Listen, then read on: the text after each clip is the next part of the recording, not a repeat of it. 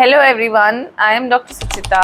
I am a radiologist and a fetal medicine specialist. So आज बात करते हैं contraception in unmarried couples.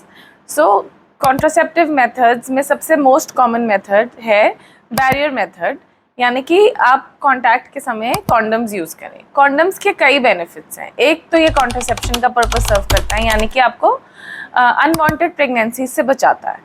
दूसरा, ये आपको सेक्सुअली ट्रांसमिटेड डिजीज़ से बचाता है, जैसे कि HIV, हेपेटाइटिस बी, VDRL यानी कि सिफिलिस, गोनोरिया, ये सब सेक्सुअली ट्रांसमिटेड डिजीज़ से भी प्रिवेंट करता है। So the best method you can do is barrier method, यानी कि using condoms, and it has a very high success rate. Though there are chances of failure कि अगर condom damaged हो तो भी आप conceive कर सकते हैं, but the chances are actually very less. Second method is coitus interruptus, यानी कि contact के समय just ejaculation से पहले आप contact को interrupt कर सकते हैं.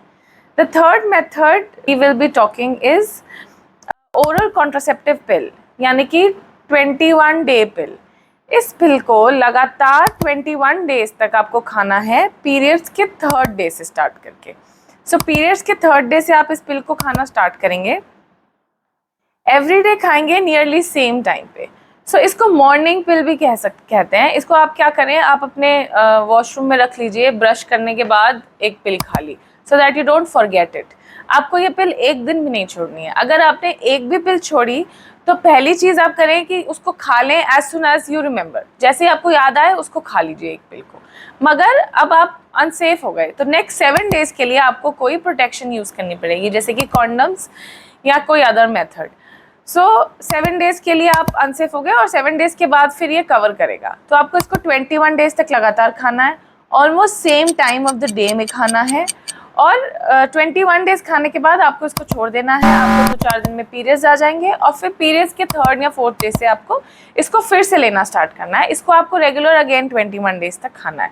अगर आप अपने पार्टनर के साथ रहते हैं, कोहैबिटेट करते हैं, फ्रीक्वेंट कॉन्टैक्ट रखते हैं, तो 21 day oral contraceptive pill is the best method of contraception.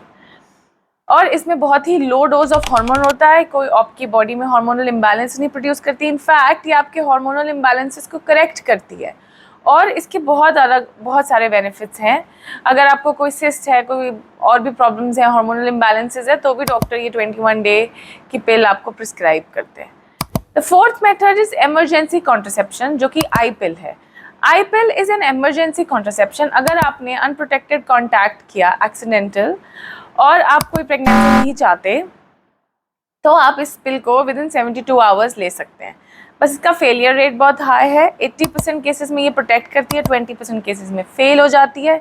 दूसरा, इसमें बहुत हाई हार्मोनल डोज होती है, तो आपके हार्मोन्स को इम्बैलेंस कर देती है। आपका नेक्स्ट आने वाला पीरियड जल्दी या लेट भी आ सकता है, या एबनॉर्मल भी हो सकता है, हैवी या लाइट, कुछ भी हो सकता है। और इसको एमरजेंसी कॉन्ट्रासेप्शन इसीलिए कहा गया है क्योंकि इसको सिर्फ एमरजेंसी सिचुएशंस में लेना है। आप ऐसा इसको हैबिचुअल आईपिल यूजर्स नहीं बन सकते कि एक महीने में 3-4 आईपिल खा ली। ऐसा नहीं करें। महीने में 1 या मैक्सिमम 2, आइडियली 2-4-5 महीने में एक बार खानी चाहिए i pill, just in cases of emergency.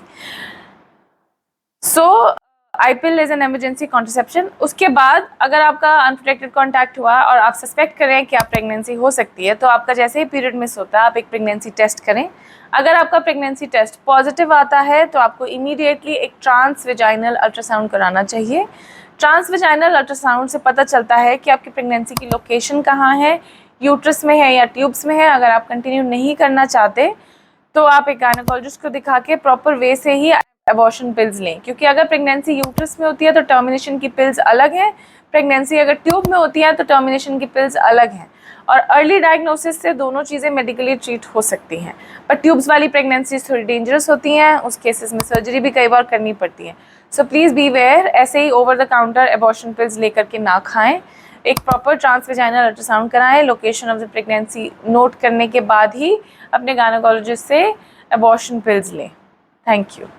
Thanks for watching this. If you liked the video, please like and subscribe to our channel. Thank you.